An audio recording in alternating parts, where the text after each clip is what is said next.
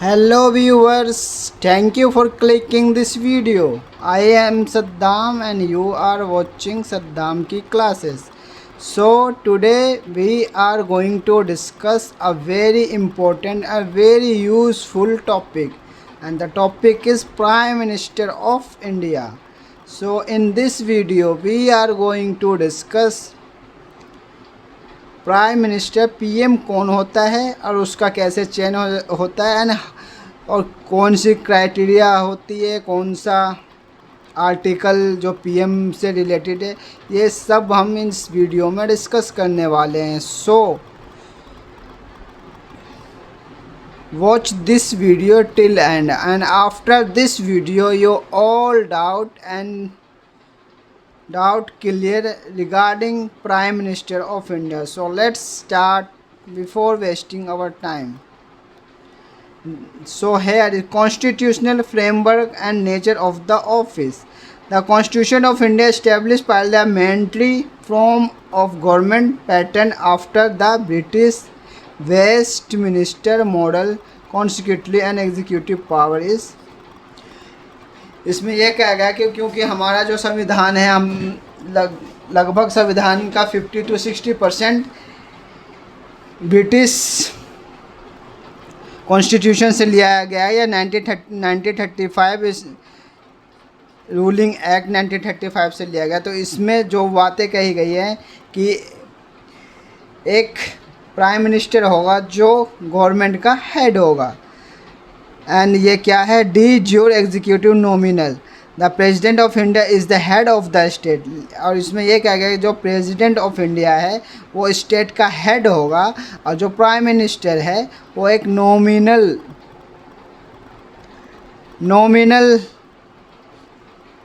Person होगा. And de facto executive real. The prime minister is the head of the government. और इसमें यह कहा गया है कि जो प्राइम मिनिस्टर होगा वो गवर्नमेंट का हेड होगा, लेकिन जो असली में पावर होगा वो सारी पावर किसके पास होगी, तो प्रेसिडेंट ऑफ इंडिया के पास होगा. And here is some important article. So I hope you understood कि जो हमारे स्टेट का जो हेड, हमारे जो स्टेट का हेड यानी हमारे देश का जो हेड होगा वो कौन होगा, प्रेसिडेंट ऑफ इंडिया. लेकिन जो गवर्नमेंट का हेड होगा वो कौन होगा, वो प्राइम मिनिस्टर ऑफ इंडिया होगा. एंड उसके रिलेटेड कुछ इम्पोर्टेंट आर्टिकल है वो हम डिस्कस करने वाले हैं. सो हियर आर्टिकल 74, जो आर्टिकल 74 है वो हमें यह बताता है, there shall be a council of minister with the prime minister and the head of the aid advise the president who shall in the exercise his function act according with such advise. इसमें यह कहा गया है कि article 74 के first में ये कहा गया है कि सरकार को चलाने के लिए काउंसिल ऑफ मिनिस्टर होंगे, यानी मिनिस्टर के बहुत सारे मिनिस्टर होंगे, और उन सब का जो हेड होगा उसे हम प्राइम मिनिस्टर कहेंगे. एंड ये सारे जो होंगे किसके लिए दायित्व होंगे, ये सब प्रेसिडेंट को रिपोर्ट करने के लिए दायित्व होंगे. तो इसका मतलब ये हो गया कि जो रियल पावर है वो प्रेसिडेंट के पास है, लेकिन जो एग्जीक्यूटिव एंड गवर्नर पावर है वो पीएम और काउंसिल ऑफ मिनिस्टर के पास है. सच एडवाइस. और ये सभी एडवाइस देंगे, किसे देंगे, हमारे राष्ट्रपति को, और उसके राष्ट्रपति उसके अकॉर्डिंग डिसीजन लेगा. The advice tendered shall not be inquiry into any court. और जो ये काउंसिल ऑफ मिनिस्टर एडवाइस देंगे एमपी वो हमारे राष्ट्रपति को, तो ये किसी भी कोर्ट में इंक्वायरी के लिए नहीं होगा. तो इसका मतलब हमें ये पता चला जो हमारा कॉन्स्टिट्यूशन है बहुत ही लॉन्ग फ्रेमवर्क पे काम करता है कि हम जो काउंसिल ऑफ मिनिस्टर होंगे, जैसे फाइनेंस मिनिस्टर एंड विदेश मिनिस्टर, होम मिनिस्टर, ये सारे जो हैं वो किसको रिपोर्ट करेंगे, ये सारे रिपोर्ट करेंगे प्राइम मिनिस्टर को. और प्राइम मिनिस्टर जो सरकार का हेड है वो सीधा ये सारी बातें राष्ट्रपति को बताएगा, और राष्ट्रपति उसके अकॉर्डिंग डिसीजन लेगा, और जो राष्ट्रपति का डिसीजन होगा वो फाइनल होगा. और ये जो भी डिसीजन लिए जाएंगे इसको किसी भी कोर्ट के द्वारा इंक्वायरी नहीं किया जा सकता. सो अब now article 75 A the prime minister shall be appointed by the president. जो प्राइम मिनिस्टर है, देखिए ये यहाँ बहुत ही इम्पोर्टेंट पॉइंट आ गया कि जो प्राइम मिनिस्टर है वो इलेक्टेड नहीं होता है। क्यों? वाई? बिकॉज हम तो वोट देते हैं और हम इलेक्ट करते हैं मेंबर ऑफ पार्लियामेंट, लेकिन वो मेंबर ऑफ पार्लियामेंट ही अपना एक मुखिया नियुक्त करते हैं जिसे हम प्राइम मिनिस्टर कहते हैं। और प्राइम मिनिस्टर प्रेसिडेंट के द्वारा अपॉइंट किया जाता है। क्या किया जाता है? अपॉइंट किया जाता है। इसका मतलब अगर भारत का राष्ट्रपति कभी भी चाहे तो प्राइम मिनिस्टर को उसके पद से हटा सकता है। And other minister shall be appointed by the president the advice of the prime minister. So यहाँ पे ये हो गया कि सारे एमपी मिलकर अपना जो मुखिया चुनते हैं उसे हम प्राइम मिनिस्टर कहते हैं, और prime minister council of minister चुनता है, और काउंसिल ऑफ मिनिस्टर की रिपोर्ट राष्ट्रपति को देता है, और राष्ट्रपति इन सभी काउंसिल ऑफ मिनिस्टर को अपॉइंट करता है। तो ये जो जितने भी मिनिस्टर होते हैं ये सब इलेक्टेड नहीं होते, ये सब अपॉइंटेड होते हैं। ये इलेक्टेड एमपी होते हैं, लेकिन इनको मेजोरिटी के द्वारा या आपसी रूलिंग पार्टी जो विनिंग पार्टी है वो अपनी मेजोरिटी या फिर आपसी सहमति के द्वारा अपना मिनिस्टर और हेड ऑफ प्राइम मिनिस्टर चुनते हैं, और इसे अपॉइंट कौन करता है? राष्ट्रपति करता है। Now article 75(2) minister shall hold office during the pleasure of president. और जितने भी मिनिस्टर होते हैं ये अपने ऑफिस प्रेसिडेंट के प्लेजर पे होल्ड करते हैं, यानी प्रेसिडेंट इन्हें जब चाहे हटा सकता है। Article 75(3) the council of minister shall be collectively responsible to the Lok Sabha. और जो कि जितने भी काउंसिल ऑफ मिनिस्टर होते हैं वो किसके लिए रिस्पॉन्सिबल होते हैं? लोकसभा के लिए। And now article 78 defines the duty of the prime minister as communicating link between the council of minister and president. सो जो प्राइम मिनिस्टर होता है, इंडिया का प्राइम मिनिस्टर, एक लिंक होता है किनके बीच? काउंसिल ऑफ मिनिस्टर और प्रेसिडेंट के बीच। सो जो इसलिए हमारे यहाँ जो प्राइम मिनिस्टर का पद है, प्राइम मिनिस्टर की जो सीट है बहुत ही इम्पोर्टेंट है। वाई? बिकॉज ये गवर्नमेंट का हेड होता है, सारे काउंसिल ऑफ मिनिस्टर का हेड होता है, और ये जितने भी इसके जो काउंसिल ऑफ मिनिस्टर हैं ये सारे एडवाइस करते हैं किसको? प्राइम मिनिस्टर को। और प्राइम मिनिस्टर फाइनली ये सारी बातें किससे करता है? प्रेसिडेंट को। तो it means real power president के पास होता है, बाकी ये प्राइम मिनिस्टर और मिनिस्टर प्रेसिडेंट के प्लेजर पे काम करते हैं, यानी प्रेसिडेंट इन्हें जब चाहे वहाँ से हटा सकता है। तो so I hope you understood article 74, 75, 75(2), 75(3) and 78 appointment and eligibility criteria. तो प्राइम मिनिस्टर को कैसे अपॉइंट किया जाता है और इसकी क्या एलिजिबिलिटी होती है और इसकी क्या क्राइटेरिया होती है, अब हम नेक्स्ट स्लाइड में पढ़ने वाले हैं। So here is eligibility. Membership must be a member of either the Lok Sabha and the Raj Sabha. If not member at the time of appointment, it individual must get elected to the other house within 6 consecutive months. So जो prime minister appoint किया जाता है वो या तो लोकसभा का member हो या तो राज्यसभा का मेंबर हो, और यदि वो दोनों ना लोकसभा का मेंबर है ना राज्यसभा का मेंबर है फिर भी वो प्राइम मिनिस्टर अपॉइंट किया जा सकता है, लेकिन उसके पीछे एक एक्सेप्शन है। उसे 6 महीने के अंदर किसी भी लोकसभा या राज्यसभा दोनों में से किसी भी सदन का सदस्य बनना पड़ेगा, यानी उसे वोटिंग के द्वारा चुना जाएगा। इसका मतलब यहाँ यह है कि कोई भी आदमी प्राइम मिनिस्टर बन सकता है अगर पॉलिटिकल पार्टी उसे विनिंग पॉलिटिकल पार्टी चाहती है तो, लेकिन उसे 6 महीने के अंदर अपनी सीट को फुलफिल करना पड़ेगा, उसे चुनाव लड़के जीत के आना ही पड़ेगा, अदरवाइज वो 6 महीने के बाद प्राइम मिनिस्टर या मिनिस्टर नहीं रहेगा। As minimum 25 years of as if member of Lok Sabha and 30 years of if member of Rajya Sabha. यदि कोई भी प्राइम मिनिस्टर बनना चाहता है तो लोकसभा के लिए उसे 25 साल कंप्लीट होना चाहिए और राज्यसभा के लिए 30 साल। Power and function. Allocation of portfolio.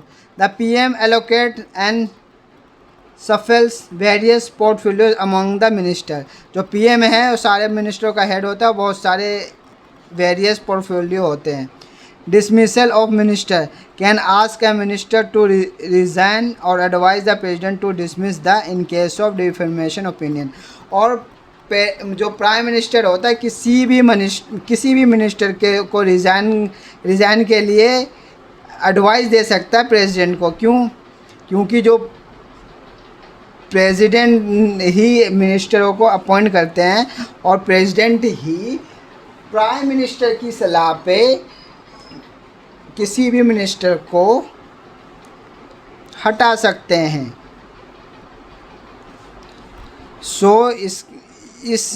इससे ये पता चलता है कि जितनी भी पावर होती है सब राष्ट्रपति के पास होती है। राष्ट्रपति के पास नॉमिनल पावर होती है, लेकिन जो मेन पावर यूज़ करता है वो राष्ट्रपति के नाम पे प्राइम मिनिस्टर ही यूज़ करता है। Chairperson preside over the meeting of the council of minister and significantly influence it's decision.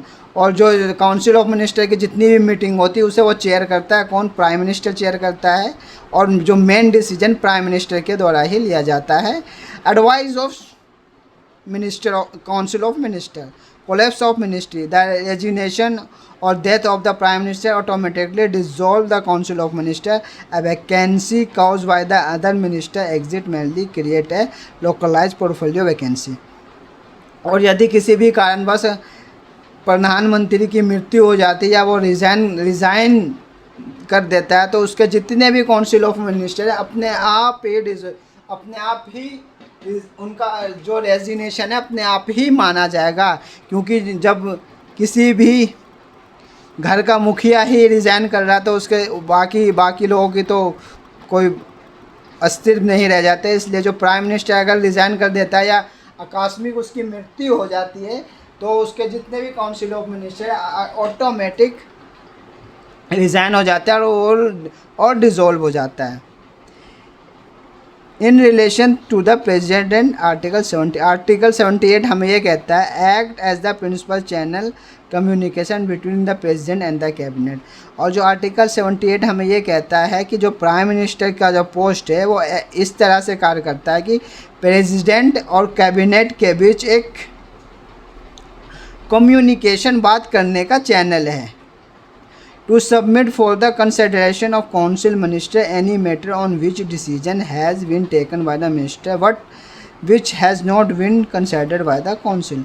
और जितने भी जो मिनिस्टर डिसीजन लेते हैं और जितने भी वो वार्तालाप जो भी डिसीजन होता है सरकार का कि किस तरह से काउंसिल ऑफ मिनिस्टर काम करे और किस तरह से सरकार काम करे, ये सब जो मैटर होता है, ये सब जो डिसीजन होता है प्राइम मिनिस्टर के द्वारा ही लिया जाता है advice of council of minister पे। और प्राइम मिनिस्टर ये सारी बातें प्रेसिडेंट को जाके कहता है और फाइनली प्रेसिडेंट जब इन्हें अप्रूव कर देते हैं तो यह कार्य माना जाता है। Advise the president on critical institution appointment such as attorney general of India, CAG, UPSC chairperson, election commissioner and finance commission chairman.